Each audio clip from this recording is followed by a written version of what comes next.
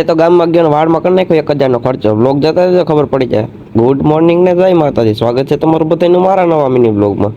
તો મિત્રો જવાનું છે આપણે અત્યારે વાળ કપાવવાનું. વાળમાં કરવાનો 1000નો ખર્ચો. તમારા પાસે વાળ બદલાઈ નાખાય, એક નંબર કરી નાખા, કરલી વાળ કરે કરલી. તો બ્લોગ જોતા જાય તો ખબર પડી જાય તમને. મેના રાણીને કાઢીને નીકળી ગયો ડાયરેક્ટ અત્યારે સવારમાં.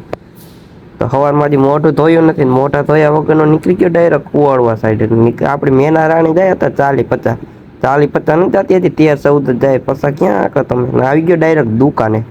વાળ કપાવવાના હે ને જ્યાં આપણે ન્યા. અને હવે આપણી દુકાનની અંદર બેસી ગયા હતા ને જો અહીંયા તો આપણો વારો આવી ગયો. દેખાડી દીધો આપણો જરાક સીન. આ તો આપણા ફોલોવર નીકળ્યા તો બધા.